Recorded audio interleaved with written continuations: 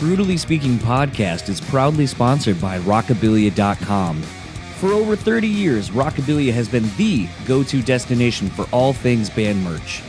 With over 500,000 items in their online store and collaborations with today's hottest bands, you're sure to find something you love. Use our code BREW10 at checkout and take 10% off your total order.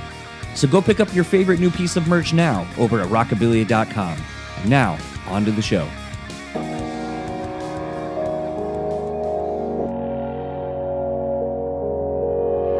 Say you have to have a lot of passion for what you're doing. This rings true because it's so hard that if you don't, any rational person would give up. It's really hard, and you have to do it over a sustained period of time. So if you don't love it, and if you're not having fun doing it, you're gonna give up.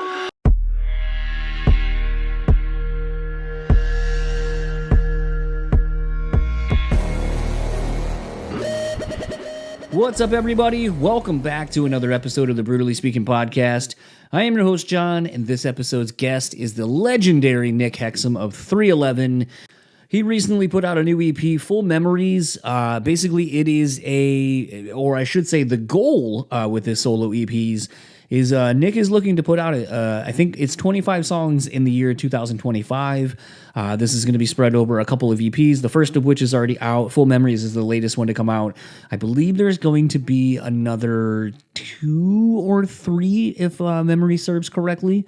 But these are, I think it's a really interesting creative idea of what Nick is looking to do, especially so far into his career. Because, I mean, by and large, we hear of so many people who are, 3 decades or plus into a career. And a lot of times, they talk about the struggles of, especially in the live setting, where it's like, well, we have to play these hits, we have to do these things, or our fans are going to be disappointed. And in some situations, you hear these artists talk about how no one wants to hear new music from us. They just want to hear the hits that they know, and anything we do that's new is essentially the bathroom song. But, it speaks to really being a creative and just wanting to challenge yourself and to find your voice as you get older. Like, and I keep talking about the episode 500 that's coming and looming at this point. We're a couple episodes away, and it's a thing where the show definitely isn't what it was when I started it. I would like to say it's better. I would like to say I'm a lot better at doing this thing. I would hope after doing it for 500 times and countless hours and just everything going into the craft that, I would still be motivated to do the thing. I would still have a passion for it, and I would still want to be better at it in whatever that looks like. And so to think that Nick wouldn't want to do something in a creative manner for himself is just kind of wild. And I always think it's kind of interesting that fans of a band or fans of the people in the band don't want to adapt and kind of grow with them into the different things. Because I think for me, and I've said this countless times having different people on who are, like William Duvall from Alice in Chains, like the solo project he put out doesn't sound like Alice in Chains, doesn't sound like Giraffe Tongue Orchestra. Like the things that these people do don't necessarily sound like the main thing you know them for, but I think it really showcases more of what they add to that thing. It showcases more of who they are and paints a fuller picture of the person that you've admired and that you've enjoyed the output creatively from. Like, how would you not want to, how are you not interested in figuring that out and being on that journey with somebody? And I think what's so cool about where Nick's at in his life, and you can tell this from the conversation, both with mine and then the one with Dewey and Peer Pleasure and some of the other stuff I've heard him doing recently, is it just seems like he's hitting a point right now where you kind of realize that you have less time in front of you than you do behind you. And I know it sounds so fucking cliche to say something like this, but it's like, hitting 40, like my life has drastically changed in the almost year and a half that I'm at after turning 40. Like my body just went to shit. And thankfully, I'm not above going to doctors and trying to figure these things out. But 40 has really challenged me in ways that I don't know that I was planning on, that I was prepared for, that I could have been prepared for. But I do think that they have made me a better person. I think that they have challenged me in ways that have allowed me to grow. And I think Nick's on that same journey as a musician, that he wants to grow. But I think it also stems from growth of him as a person. And I think if you listen to the output of these EPs, I don't think you can listen to them and not feel that, not have it resonate with you. And that's why when the email for the EPs came across, I was so on board with it, because it felt like it aligned with a lot of things I'm going through currently. And I guess that's the thing. Like that's where I'm at right now in my journey of my life, is I just kind of want to connect with people, and I want to find the things that we have in common versus trying to find the differences and that drive a wedge between us and divide us more than they should.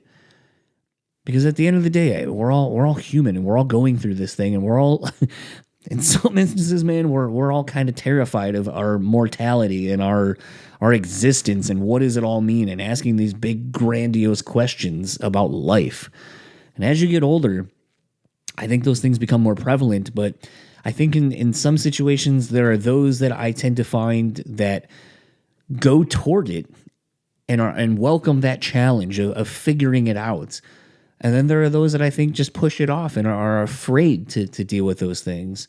So when you find someone like a Nick Hexum and all that he's done, and to see that he's still motivated to challenge himself and to kind of ask these bigger questions and to navigate some of these things that have happened in his life that maybe he hasn't been dealing with, that's just so honest and real and refreshing. And I think a lot of us are going through it. So without further ado, let's get into my conversation with Nick. I'll talk to you on the other side of it.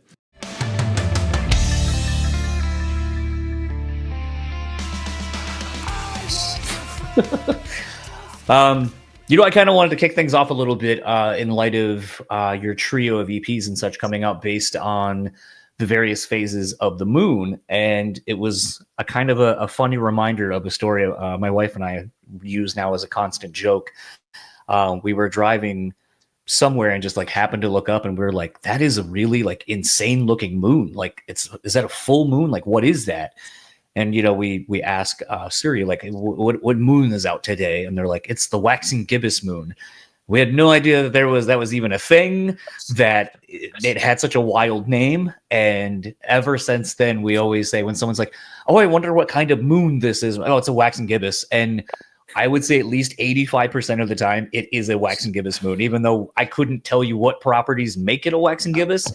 I just know that it is seemingly a pretty common moon phase at this point. But it was kind of interesting to sort of be in all things waxing nostalgic and so forth, that it was kind of funny to be reminded of that memory of my wife and I having a running joke now. That's awesome. Yeah, the moon phases of my wife is very in tune with the moon phases, and she and I came up with this concept together of having 3 moon themed EPs, and so we're moving from waxing nostalgic to full memories, and then the third one will be a waning theme. It almost seems serendipitous to kind of have this conversation. I have finished what will be my 500th episode week already. So I've been in this kind of very weird reflective period of thinking about the journey that this podcast has taken me on, in addition to still putting in the work, knowing that for everyone else, it's about to happen. And through doing this podcast and being a music fan for so long, I've just really thought about the interesting lives that artists leave, where you are inspired by things happening in your current phase. You're then, by the time a record comes out, you're kind of having to relive that experience, but you're also kind of, in some instances, living in the future as well. So you're kind of existing in these 3 levels, these 3 planes of existence. I wonder, in light of doing a record and the idea behind it, what are some things that have maybe made you think of things across all of these existences all at one time for yourself? Yeah. Well, congratulations on 500 episodes. That's got you doing a little waxing nostalgic of your own. That's awesome. Um,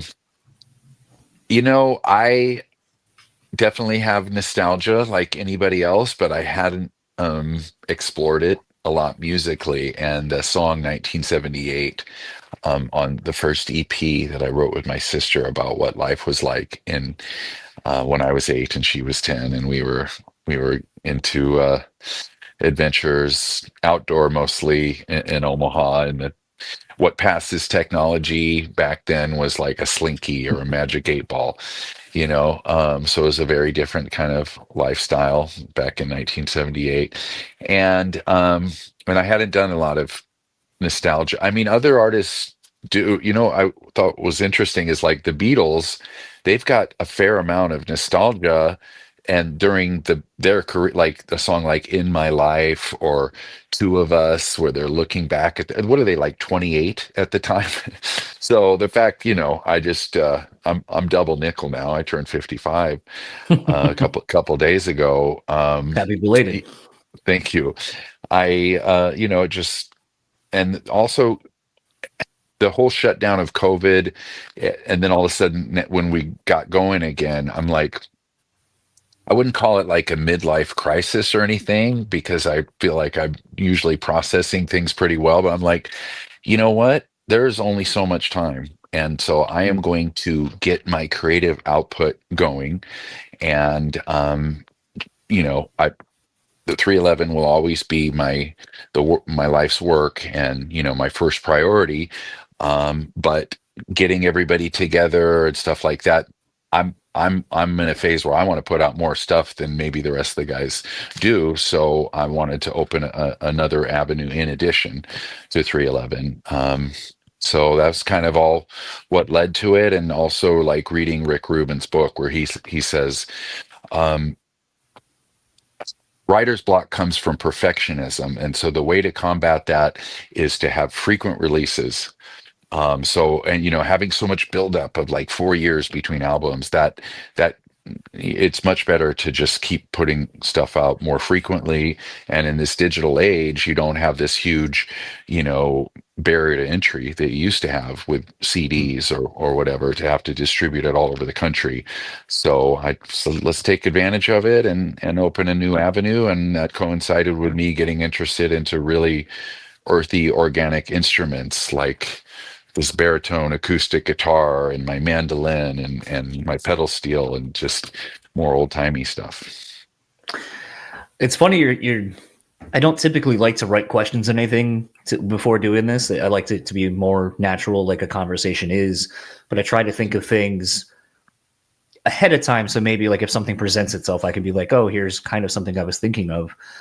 It's funny that you kind of hit on like a few of them, because I think a question I was going to ask eventually was, given the tenure of your career at this point, 35, correct me if I'm wrong, about 35 years of 311.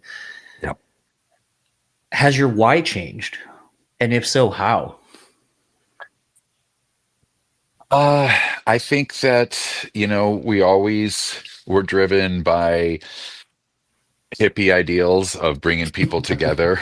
And that hasn't really changed. In fact, I think it feels like it's more needed than ever in this world today where um, people are so mad at each other and vilifying each other. So to be a source of unity where we take everybody's invited, um, it it really it feels like a,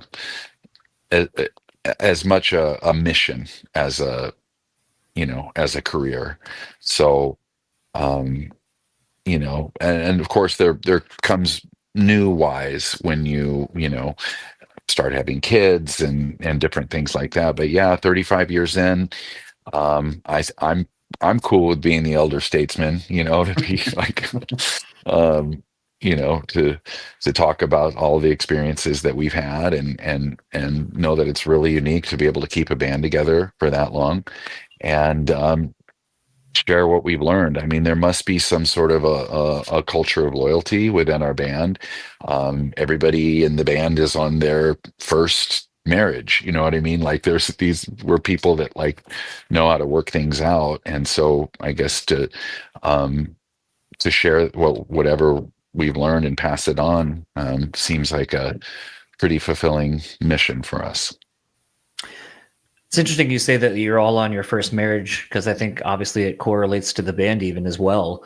That I wonder if there was some symbiotic part of that where it's like this marriage between myself and or yourself and the bandmates has sustained, and through probably great communication and just trust in one another and all that, that when you already have that example with 5 other people, that finding it with your other significant other probably seemingly is a little bit easier. I know it's something my wife and I talk about. We're been together almost 14 years and been married. We'll be 10 this year. And we talk about how weird it is that like our parents are still together. Like that's not normal. So we kind of discuss these things as we kind of get older. And I think it really is sort of if you have lasting friendships and you have like good examples of these things and you put in the work, that it's not really that hard. Yeah. Yeah. And you can give this simple answer. How do you keep a band together? Well, don't break up, just like don't have that be an option. And, humans have a magnifying mind. So whatever we focus on will grow in our perspective. And if we choose to focus on what we see as the failings, then those are going to grow. And if we choose to view each other in whether it's a band marriage or an actual marriage, we can, the glass is more than half full. So but in humans, I believe, just do have a problem. There's a negativity bias that on one hand makes us more successful of the species, because we always want more. We're always bigger, faster, stronger. But then it can also make us dissatisfied with what we have and have like FOMO of what the envy of what other people have, and like depression, like, oh, I don't have enough. And so to try and counteract that with gratitude, and I have like Thursdays are thankful Thursdays, and I'll make a gratitude list and make sure that I am making a list of focusing on my blessings, because the brain will go back to that part of our life that's not working, which it's less than, the glass is more than half full for almost all of us, and it's just what we choose to to focus on, I think. Was that something that, I mean, because I think about this quite a bit of, it's easy to get lost, like you said, in looking at what other people have and not kind of being focused on, what you have or what you're after.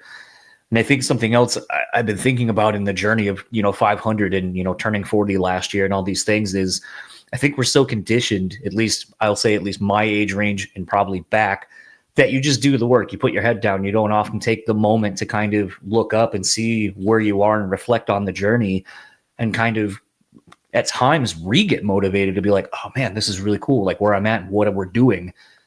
And I think we lose sight of that sometimes. Like, is that something that has taken you a while to kind of notice and to really ground yourself in? Yeah. I guess I can talk about an experience that I haven't really talked about a lot, is that, um, it was over a decade ago that I was really starting to get into my, reading Eckhart Tolle's Power of Now, and going to some like Buddhism meditation meetings, and I started singing about like reading of like Thoreau, and about living simply, and getting into the moment. And so I was really focusing on getting into the moment and doing all this meditation. And I actually started to have this breakthrough where I realized that my brain had been lying to me. This whole consumerism construct of like, this is okay, but I'll be happy when X, Y, and Z happens. And that it's always something in the future. And like there's that carrot at the end of the stick that you just keep walking towards, whether and not thinking about what you have now. So I was like, my brain's been lying to me. And I almost was left with like a feeling of like the flu, like, oh my God, like is somebody said, I stepped out of the matrix, Mm. because it was, and so then I was picking up the pieces. All right, so like if certain amount of accolades or financial success or any of those sort of outside things that we think are going to fix us, if that's not going to fix us, then what am I left with? And I was left with to savor and serve. Mm. Savor the moment, experiencing the moment. And how do you get into the moment? You use your senses to look around, to hear, to smell, to touch. Your senses are a gateway into the present moment. So taking time to, just like people say, smell the roses, it's a perfect way of getting into the moment. So, and then to be of service, you need to have, do esteemable acts to make yourself feel good about yourself. If you want self-esteem, do esteemable acts. You have to have some sort of a sense of purpose into what you're doing. And then, like, as I walk down here to the studio, I'd like stop and like listen to the birds and smell and feel the wind and everything like that. And that's kind of gets me like ready to create. As just like you can have instant little blasts of meditation and whatever you're in, anything that you're doing, and just try and not always be on that hamster wheel. Something it's kind of interesting because something I was going to bring up, and I might be way off with my thought on this, but listening to the EP, the two EPs at this point, something that seemed pretty intentional to me was an almost lack of like overdubbing your vocals. Like there's not like just a ton of stacking vocals. There's not a ton of overdubs on a lot of things. It feels very immediate and very sparse to really kind of pay attention to the arrangements and the melodies, but also just do you like if you don't, it's not needed. It doesn't need to be there to overcomplicate things. And that was such a learning lesson that I had to go to therapy for, because my brain would just be always thinking of the hypothetical what ifs and solving these things. And something I had to work on was the being present, dealing with what you can deal with right now, and then move forward. Listening Yeah. to the two EPs kind of reminded me of that today as I'm walking my dog, and it's one of the nice days of spring we have so far here in Michigan. And I was just kind of thinking about it, and I was like, this feels very intentionally done, that it's so sparse and that it wants you to pay attention to everything that's there and not the things that are not. Yeah, and I think that in the past, like I did my solo-ish album over 10 years ago, the Nick Hexum Quintet, and back then I felt like, okay, I'm gonna, write these songs and make these demos, but then I need to go and redo everything with session players and get a big studio and a big producer, and I just skipped that whole thing this time. Like what you're hearing is my demos. And I mean, I would make sure that I got like a good vocal performance. But that was kind of part of Rick Rubin's book of like, don't keep endlessly, noodling with things and fiddling with things, just like move on to the next thing. So sometimes I'll, just have like a few revisions and then I'm done and I'm just moving on, and to resist that urge to like, oh, is it good enough? Like let it be. So it is kind of interesting to hear then, I guess, that I was sort of right, that the approach was intentional with these releases so far. Yeah, for sure. Interesting. How hard was it to break that habit internally and putting it to practice? Well, it was a lot of it was that I had to um break through some of my own self-doubt, because um there were a couple songs on the first EP which I had another guy mix, and then I was like, man, I like my mixes. I think I'm gonna master it. I'm gonna mix it. I like what I like, and I've been I do a lot of collaboration, but also to realize like I always think back of the George Martin, the Beatles producers. Um, Title of his book is "All You Need Is Ears." So just to rely on my own ears, like I've got as good of ears as anybody else, and so just to totally please myself on this very personal um, set of work, and not always being, is this good, and for other people to check out, just to be kind of to be self-reliant and on my own skills was it was a challenge, but walking through that sort of anxiety and just letting the cards fall where they may. Was this a harder, or I should say, has this been a harder collection of songs, to write because it feels more personal? Is that something that maybe you had to, or maybe wrestled with at all during the release of all of this? Is sort of the vulnerability maybe that you're showing? Yeah, to uh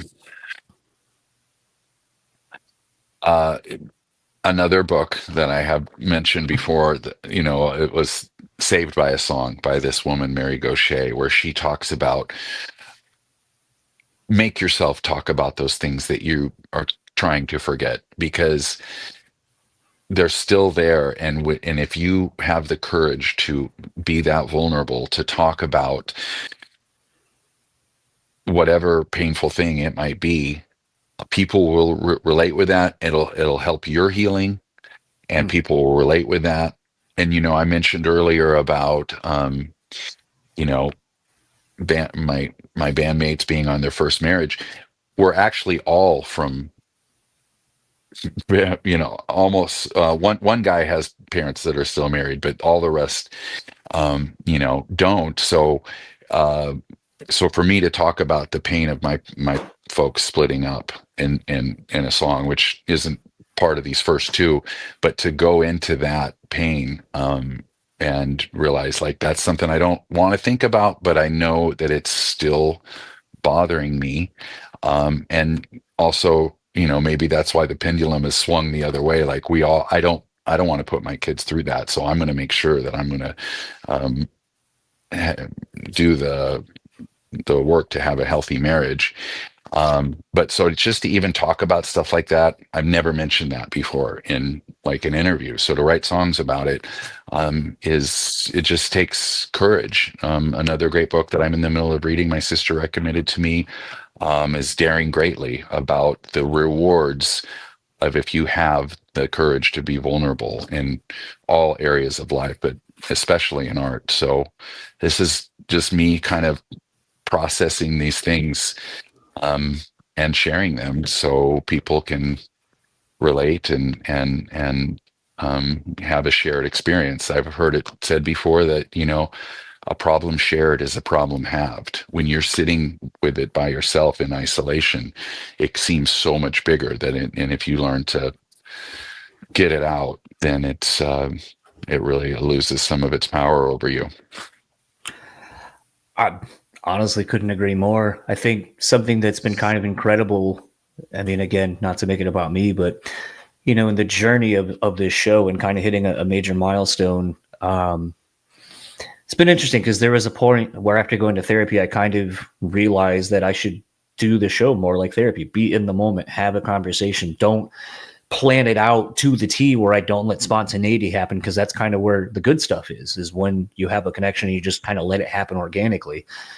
And I think something that's been interesting in that is sort of the permission I've given myself to be more honest and vulnerable about a lot of the things I've gone through, marriage things and therapy and a lot of other, loss of friends and so forth, and dealing with it.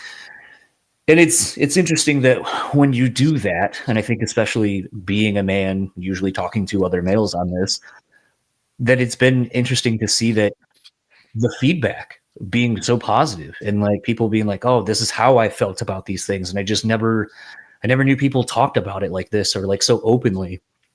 And it feels kind of good to get it out, because you're like, I think you realize in those things, just like in music, just like in any form of art or entertainment and stuff, there's a community there.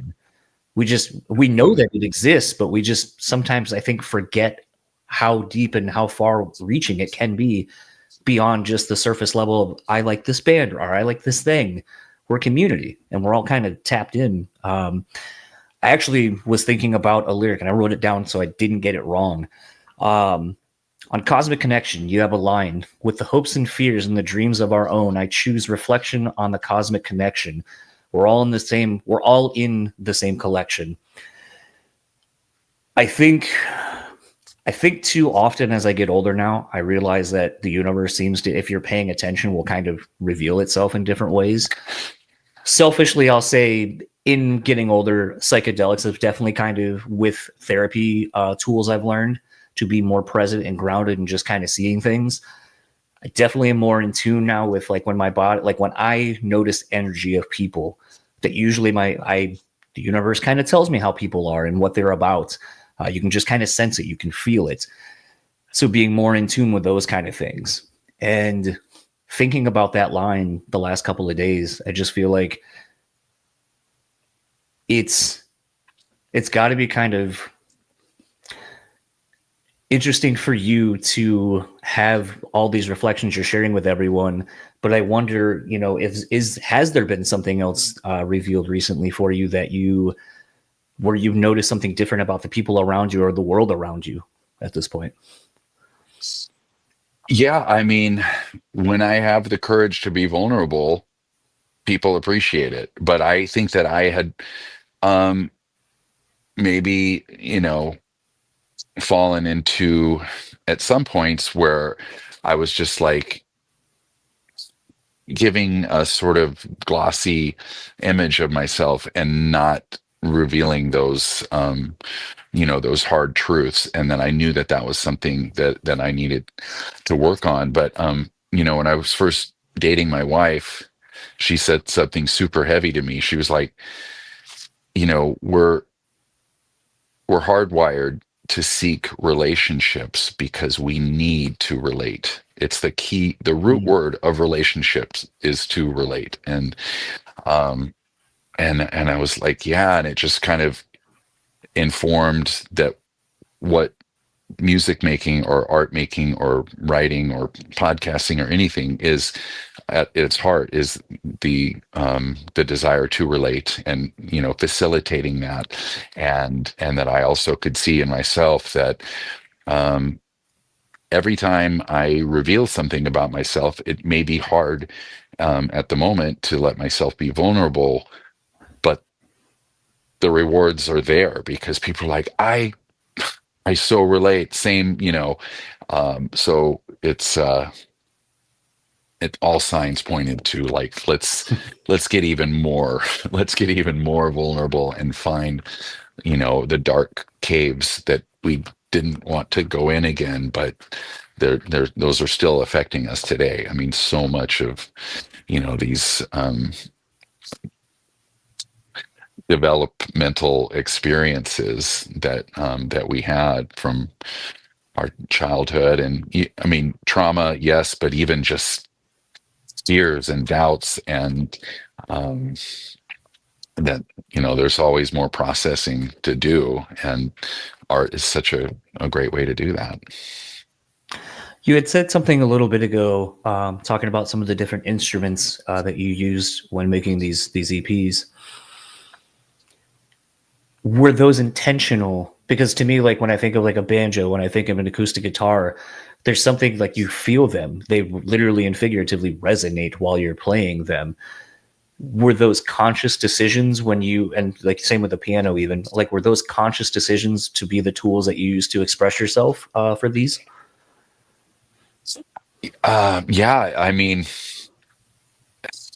there I would say about 10 years ago I was really into like the most modernist sounding music in the world, you know dubstep, and like, wow, this sounds like the future to me. And now the pendulum has totally swung the other way, where the intimacy, the vulnerability, really appeals to me. And um there's a great artist who I really like named Faye Webster, and like the close-up singing and the pedal steel guitar, and I was like, oh, this just takes, it's just like creamy, caressing my ears. Like I want to do that. Iron and Wine, Nick Drake, and then also finding more and more intimate instrumentation. Like I have this rubberneck guitar, which is a guitar that it just sounds so intimate. I just got these felt picks where you picking it, like it's just such a soft, just so, I don't know. To me, the intimacy, um, finding sonic ways to represent what I'm trying to reveal lyrically and matching those two things up, is it's like opened this whole new frontier for me. And then, and also to learn the mandolin, which of course is a small instrument and all the notes are really high, but something about the fact that we automatically associate it with, like, old Irish music, or stuff from the old country, or like Led Zeppelin sounding like it was from Scarborough Fair, or from like that sort of, the timelessness of that is just very, I don't know, I'm obsessed with it, so I'm just gonna keep going with it. It's funny. I have been on a bit of a Rod Stewart kick, probably the last like 2 months, and going back to like kind of even like the stuff like kind of right out of the Faces into like the beginning of his solo career.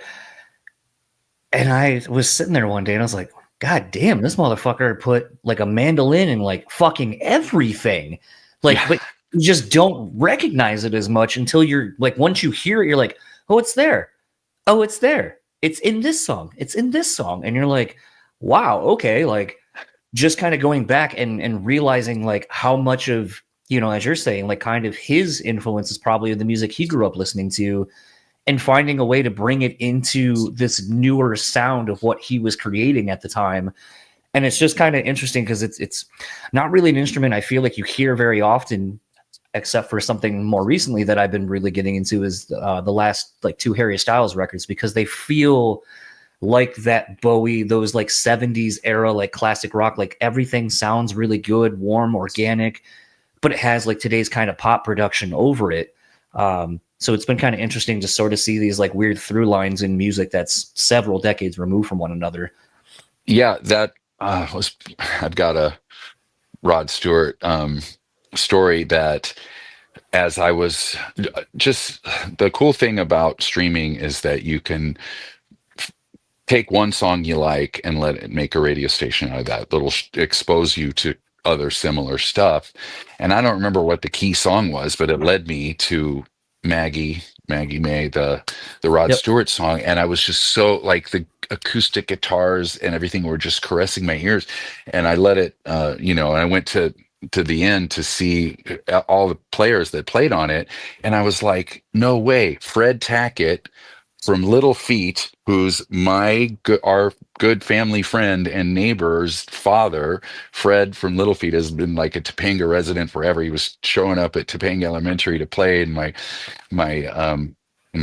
kids' schools and stuff like that. So I immediately texted my friend, "Your dad made the most beautiful guitar," and she was like, "I know, he was everywhere, all over." So there's a whole world to explore.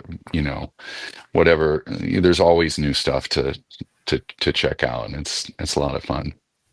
I always find it interesting now, and it's such a nerdy thing that I don't know if it's like just my age growing up where my parents were, in the 70s and so forth, and then bringing music and being fans of music, being only like 25 years older than me. But it was funny because I was listening to like, I think it was NSYNC's Gone, I think is what it was. And I was like, this sounds like Richard Marx. Like, this just sounds like a Richard Marx song. And then I scrolled or went to Wikipedia or whatever, and I saw he wrote it, and I was like, oh, well, that makes sense. And then I keep doing that a lot recently, like where I'll be listening to someone entirely that's listening to a song, and I'm like, this feels like so-and-so's playing, or this feels like so-and-so, like a melody of theirs or whatever. And then you Google and you're like, oh, I was right. And it just, it's kind of the reward of, not being so pigeonholed into a thing. And a lot of times it's funny because like doing the show, a lot of people are like, you're a metal guy. And I'm like, I listen to like all kinds of stuff. And I love when I can find something that I don't think is an obvious reference where I'm like you with the mandolin and stuff like that. I'm like, all right, like, I mean, I've been listening to a lot of Rod Stewart. So like I have been on a journey of like this instrument being another music I listen to. But it's one of those where I think it's just it's interesting to see people finding their way with it, because I think it can, like you said, it can bring and invoke a style and an era of music that goes back centuries, or it can then be something as, timeless as Rod Stewart and everything in between. And it's great to think that really rock and roll is still a really relatively young art form. And in the song off our album, From Chaos, on the song Sick Tight, I go, 2 score and 5, we came alive.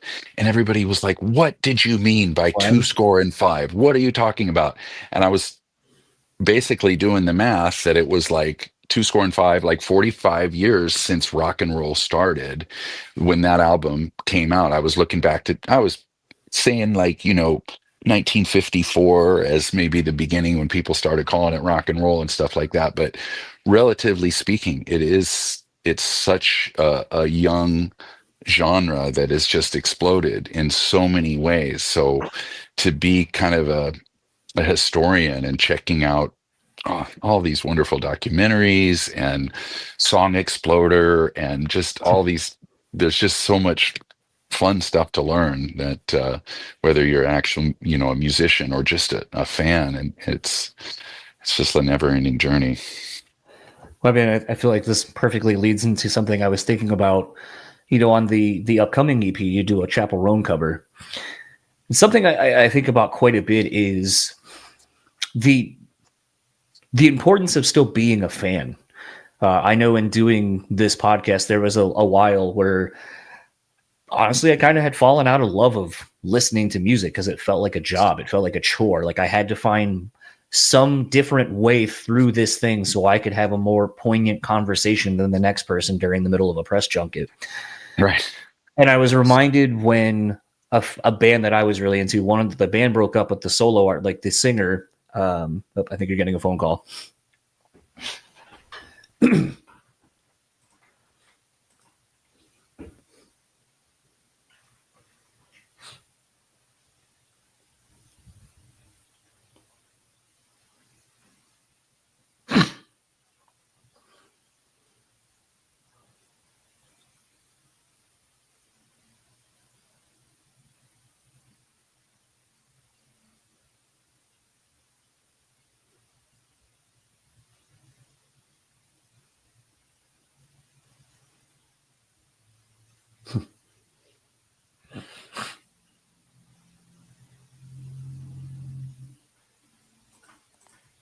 There we go. Phone call?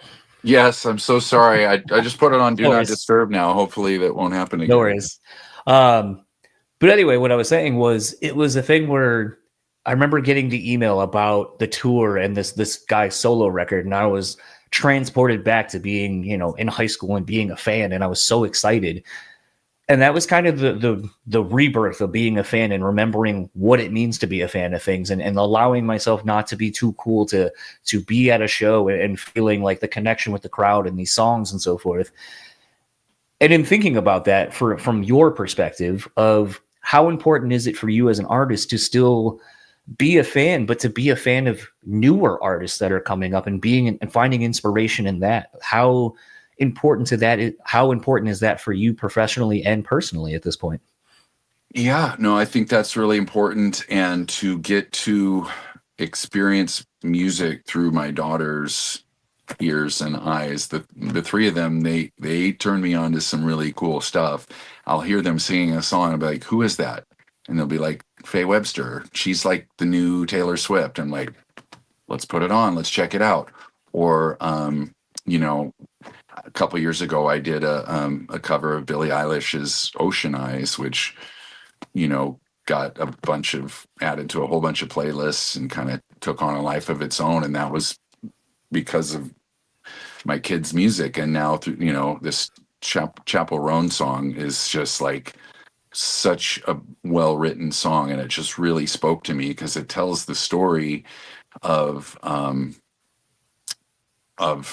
her moving out to LA to pursue fame and fortune, and like missing being back home. And the way she tells the story, I don't know how true it is to her life, but she says like, um, I almost made it, and now I'm like kind of going back home with my tail between my legs. That experience kind of happened to me. Like I moved out to LA by myself when I was 17, and after some fits and starts, went back to Omaha to start 311 in 1990. Which, because I realized that why am I hooking up with all these like metalhead bozos on the Sunset Strip, all this hair metal that was going on in the late 80s, when I have these like-minded people from my homies from Omaha. So it all worked out fine. But the way she tells the story of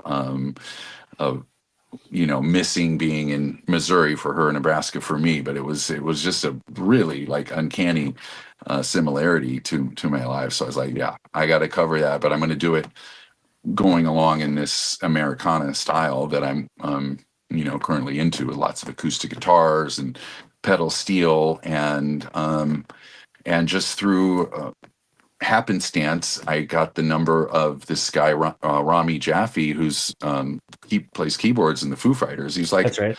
let me add some keyboards to one of your songs. I was like, I think I got and he just knocked it out of the park. So just by being open to new experiences, it was this really fun, cool thing. But yes, it is very important to not. Some people think, oh, music sucks these days. It's not true. Don't believe it. That's that old, like, grumpy old man. They don't make good music anymore.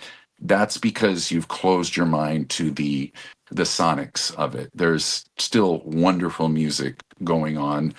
There's no lag in quality. You can prefer, different eras, and that's totally cool. But there's plenty of great music going on today, and you shouldn't believe your brain when you like, stuff sucks. No, it's not true.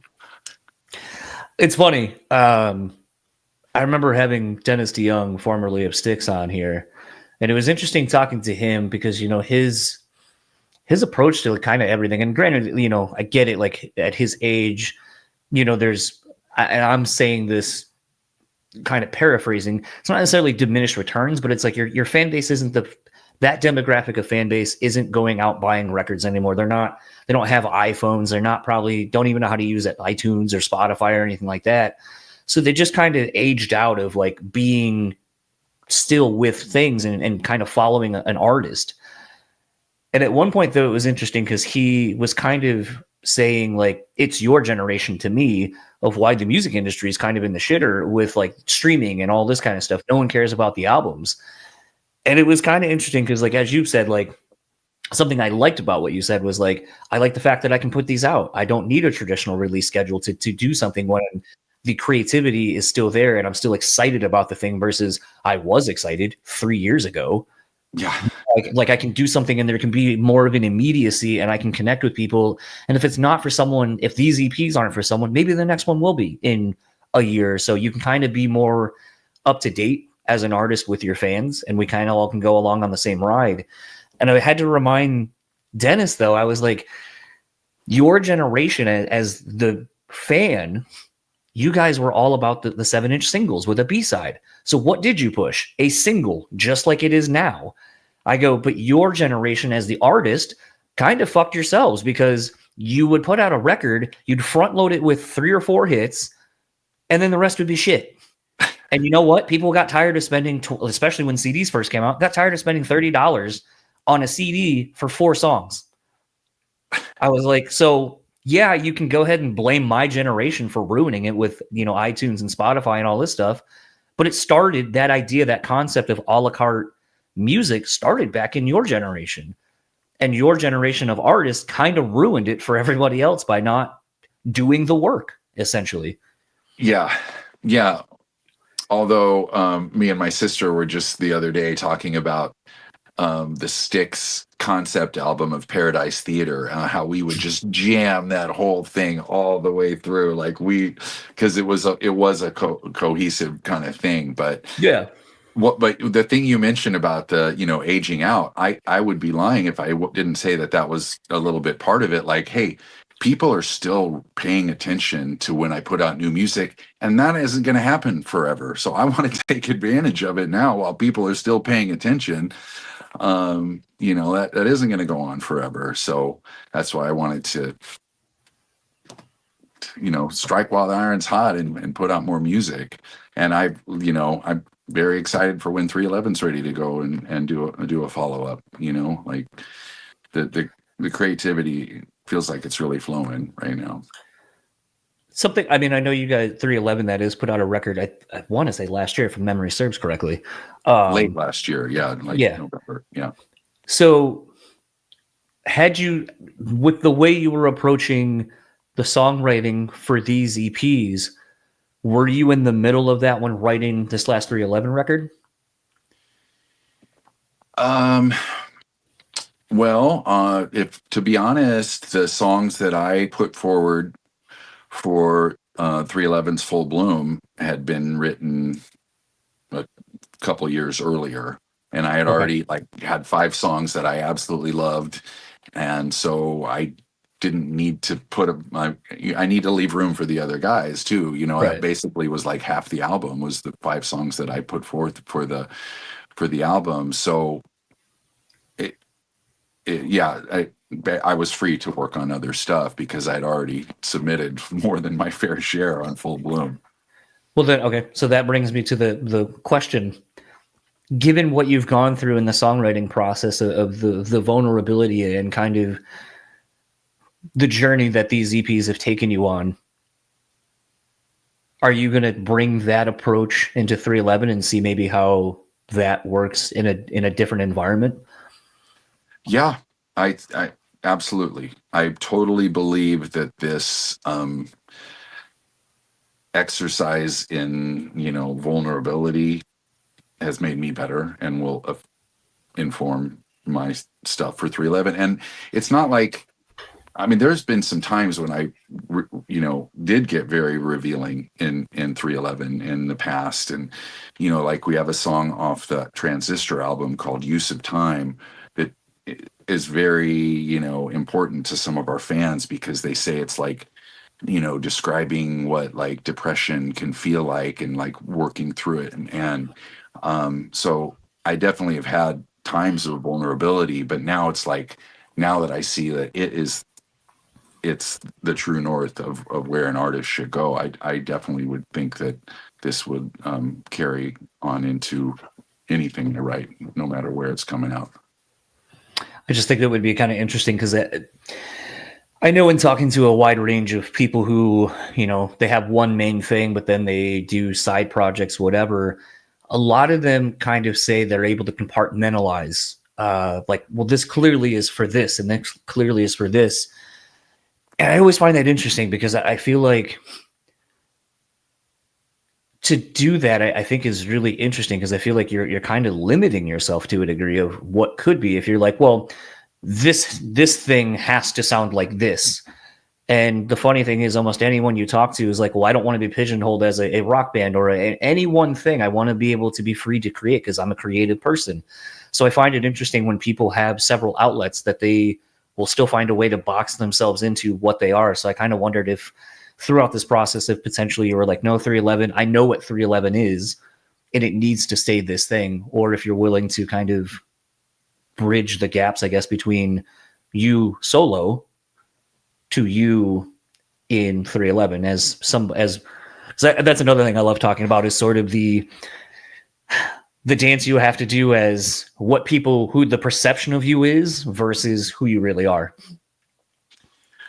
Yeah,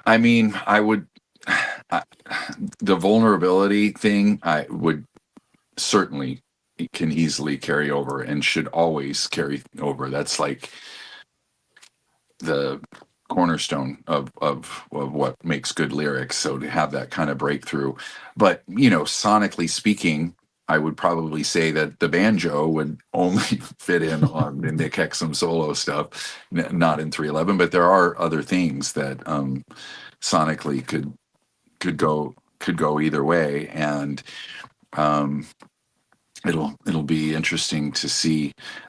The other guys in 311 are also growing in really interesting ways. Like on Full Bloom on 311's new album, Chad usually is responsible for these like heavy riff rock songs, but this time he's like, I needed to write something that was like kind of power ballady. Like that was where, with all the stuff that had happened in society, and there was some tensions in the band and so forth. So and then he wrote this very heartfelt instrumental, and he called it Friend, and I was like, okay, that working title just really informs what lyrically this could be about, and the message. um so just that one word, really, to talk about how important it is to keep your friendships going, and to work on your own side of the street so things don't get too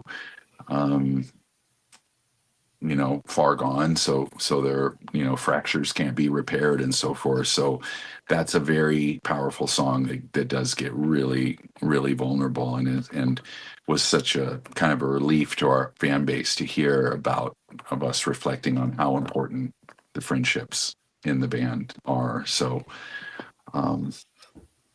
it was a fun little breakthrough. So other people in the band are also going through their own creative growth. Something I kind of was thinking of today, between like the album you did with George Clayton, obviously the vast nature of what 311 sounds like over the several decades, and then even your solo stuff where you're pushing a lot of, like I said, what I think people would assume you would do. What is something at this point musically, maybe a territory you haven't explored yet that you would like to? Well, now that this cover of the Chapel Roan song, I realized that there are other eras that I could do this for, because I'm exploring some covers of the Great American Songbook done in this kind of very organic Americana. So I don't want to release any things, but to look back, some of my favorites are like, Billie Holiday and Chet Baker, and to imagine doing these like classic jazzy songs in more of like a roots Americana way is something that's got me pretty excited. I've always loved a touch of jazz, and so now you know, artists like Katie Lang and Madeline Peru have shown that you can, and Willie Nelson. Willie Nelson has some really cool, beautiful jazzy stuff like, Stardust, and he has a whole album of covers, and to hear this crossover between, I guess, what country and jazz, for a lack of better word, is like this really cool world to explore. So that's got me kind of excited. It's kind of funny. As you were saying, the Great American Songbook, I was like, oh, you're going to go through some Rod Stewart like collections, because he did those for a while. That was like his bread and butter for like a decade. It was kind of interesting to see him.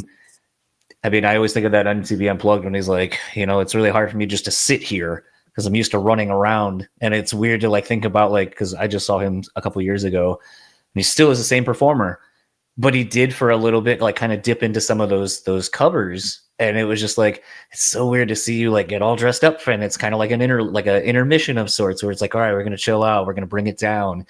And that you can be that multifaceted as an artist. But I think it, as I kind of was saying the other way with Dennis DeYoung, where it's like maybe your audience grows out. I think there's something to kind of be said about understanding where your audience is and kind of meeting them halfway sometimes. Yeah, no, I think that's important. And that was a, powerful thing that Rod did to revitalize his career in an interesting way. And that was Steve Tyrell, the producer and jazz crooner, who I just went to go see with my wife on Valentine's Day.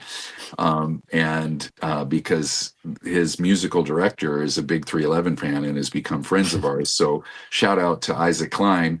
And Steve actually like called me, gave me a shout out during the show, and Steve Tyrell's show was going through the Great American Songbook. But he was focusing more. His favorite artist of all time is Ray Charles, so he did a bunch of really cool jazzy Ray Charles tunes, and I just have so much respect for that whole world. It's definitely a time and a place for me. And I feel like it was funny today listening to your collab album with George Clayton, and I was like, I forgot how much this record feels like summer. Like officially, like it's like the windows down, just it's a summery vibe. And obviously, anyone that's been a fan of 311, I know you guys know how to tap into those, like kind of just having a good time. I'm here, I'm present in the moment, just enjoying it. And something as I've been a fan of doing to kind of wrap up, since I know I got you for a couple more minutes. I want to say something. I want to thank you for coming on this show. I know it was on my end, it was a little bit of a kind of having to prove, like to kind of pay for your, like sing for your supper of sorts, which I haven't had to do in a while.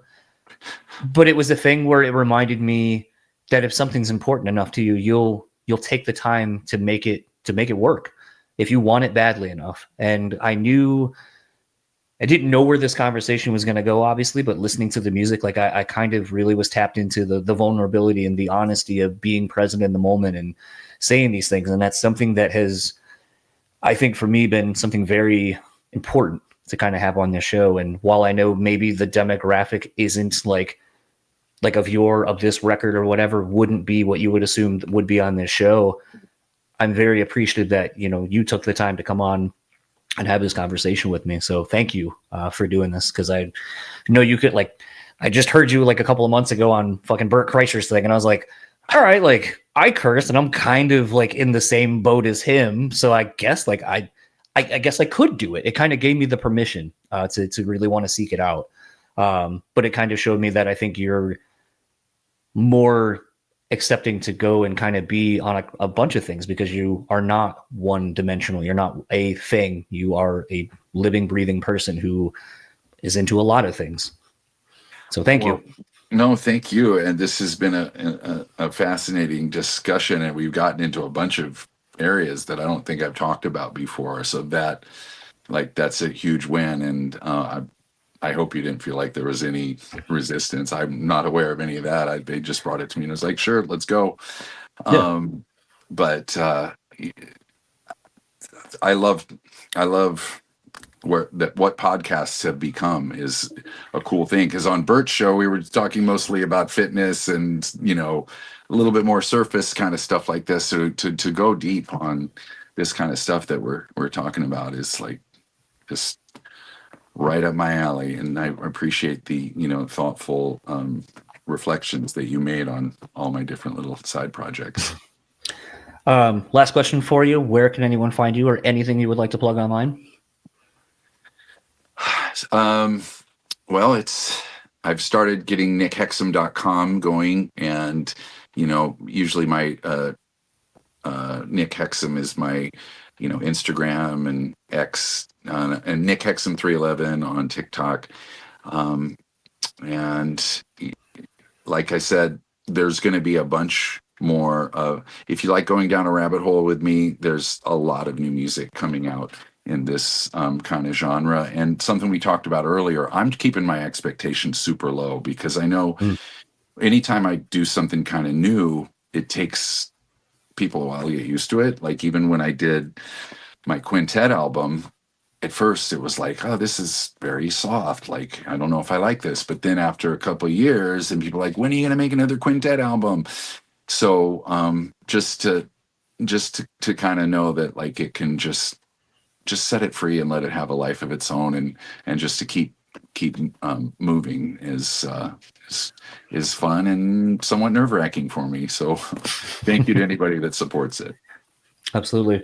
Well, hopefully, maybe down the road we can do another one of these if you're game, or if you're ever back in Grand Rapids, Michigan, maybe rip one of these off record and just kind of enjoy the conversation without microphones and such, which I know is such. I was telling someone, I was like, it's so weird when you have a great conversation, you're like, this should have been a podcast. And you're like, that's not normal to just be like, any great conversation should be, for public consumption, that sometimes we need to keep things just for ourselves. But I'm such a fan of like continuing on a conversation when it can present itself with these people that have been on the show and just kind of exploring things even more. So if you're ever around, sounds great. Let's make it happen. Absolutely. Enjoy the rest of your day, and looking forward to whenever our paths cross again. Sounds good. Thanks so much. So that was my conversation with Nick. I really, really want to thank him once again for really kind of diving off the deep end on some of that stuff with me. And it's a conversation I've had lingering since we had it. I mean, even the idea, like, it was interesting because in next week's episode, I promise the things I've been alluding to over the last handful of episodes where I say I've just been personally going through a lot of shit. And it's why I kind of put the podcast on hold for a minute. The episode I chose as like my best of with Garrett from Silent Planet, that may have seemed like a just totally off the wall pick, but it was very, very deliberately picked. Because when I posted that episode, I was thinking about something that Nick and I talked about in this one, and it's the idea, and I need to be more cognizant of it in my own life, and I think more of us need to be cognizant of this.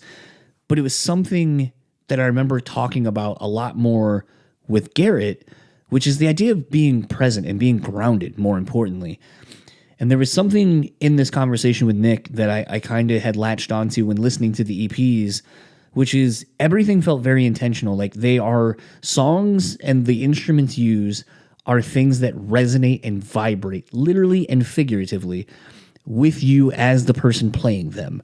And I know that seems kind of obvious, but for those that maybe do not, at least with a guitar, if you do not play a guitar, there's something to be said about plugging in an electric guitar, cranking that bitch up, and just fucking hitting power chords and playing something. Like, you can feel that.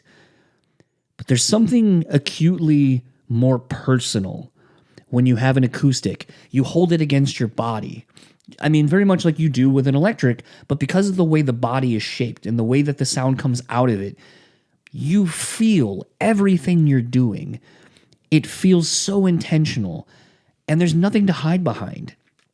In some instances, I would say actually, literally, I know a lot of people when I first started playing guitar that were like, you should learn on acoustic because you can't be sloppy on acoustic. It will reveal all your mistakes, all the flubs you make. It's harder to play with the string tension and everything.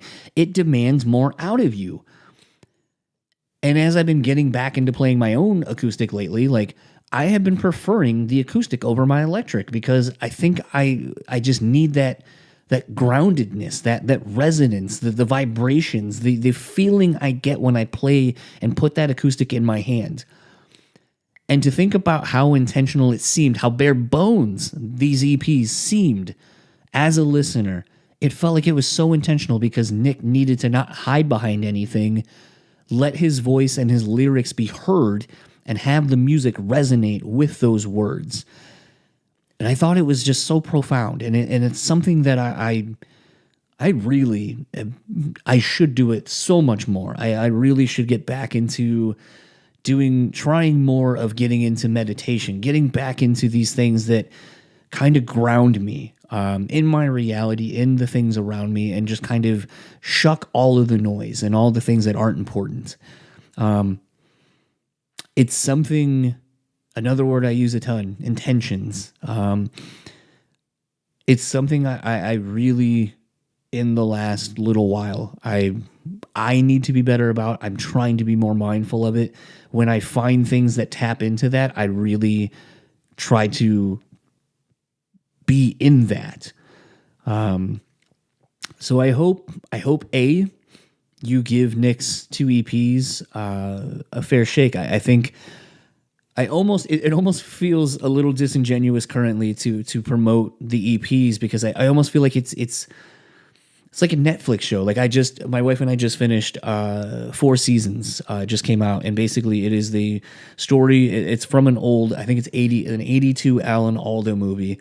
For those that are old enough to remember Alan Alda and MASH and Be Alive back then, or at least not too far removed from that time frame. But in this TV show, it follows couples that are in their like 50s and 60s and so forth. And over the course of 4 seasons, 2 episodes per season. And I feel like given the scope of what these EPs are supposed to represent and what they're supposed to mean to Nick, and I guess subsequently us as the listeners, it almost seems like it'd be advantageous to binge them. Like when they're all out, just binge it from start to finish, all the EPs all at once. Because I feel like it'll give you a greater sense of the narrative on the EPs. But I also feel like sometimes delayed gratification is something we all need to practice more. We need to appreciate something in real time. Let it grow with us. You know, something I've been talking about a lot is the idea of letting something consume you. I've been using it in reference to, after my foot surgery, being in such a dark place that like I felt like I shouldn't feel this way and I need to keep this at bay. And then finally I felt it. I let it happen. I let myself feel those things that I was feeling instead of trying to push them away. And it was in doing that I feel like I was able to kind of work my way through it. Maybe, I mean, there's no great way. There's no one singular way that you can take in music or art. I think it's all very personal and it's a journey you go through. But I feel like I'm interested when all the EPs are done. I think that's going to be something I do, is kind of quote unquote binge all the songs. And I might play around with the sequencing a little bit and hit shuffle and see if something else reveals itself to me when all the songs are present for me to do that with. But maybe, maybe the way that Nick's putting this out is also very intentional in the fact that maybe you have to wax nostalgic, or waxing nostalgic as the album's actually called, but maybe you have to do that to then unlock your full memories, to then, whatever the other album EPs are going to be called. But maybe it's intentional and maybe it's a delayed thing, just like it was in real time for him to process these things. As you can tell, this conversation has really stuck with me since having it probably about a month ago at this point. So it is it's a thing. I'm very appreciative of Nick for taking the time and for you for listening to it. And I hope you take something away from it. That has been my goal these last handful of episodes. Lord knows I have taken something from each one, and that's why I continue to do this. So let's start wrapping this up. If you would like to keep up with Nick, you can just go to nickhexum.com. That is your landing page for everything going on with him, all the social media links and everything. But if you would like me to give those to you, here it is. Facebook at nickhexum311. Instagram at Nick Hexum, Twitter at Nick Hexum. If you would like to keep up with 311, you can go to 311.com. Otherwise, it is 311 on Instagram and Twitter, and official 311 on Facebook. They have an upcoming tour with Bad Flower going through the spring, early summer-ish, I believe. So go catch them and support them if you are able to. And again, go check out the Nick Hexum EPs on whatever DSPs you listen to your music on. And pick up some merch and all that kind of stuff. Support this endeavor versus maybe the more widely known one, because I'm sure it'll be much appreciated to do such. And if you like keep up the podcast, simple enough, Brew Speak Pod on all your social media platforms, whatever it is, the one of your choice. Please follow us if you can and would like to. Rate, review, subscribe. You know why that is important. If you would like to email me with guest suggestions or to keep the conversation going, brutallyspeaking@gmail.com. Much appreciated. Everyone who's been doing it lately. I feel like we're kind of just tapping into like a really great run of episodes that are really resonating with a lot of people. So thank you so much for checking them out and for, like I said, DMing, messaging, all that kind of stuff, sharing. It has been really great to just kind of see these episodes hitting the way I figured they would. And speaking of resonating, I really just want to give much love to Rockabilia. They have just been such a positive part of my life since coming on as a sponsor for the show. Head on over to rockabilia.com. Use our code BREWtally at checkout. Take 10% off your total purchase order. Thank those guys and gals for all their continued support of me and the show. And pick up some sweet merch. We are we're still, I mean, just the amount of things that the collaborations and stuff. I'm still not over the Guldo. The Guldo, I think, is actually how you pronounce it.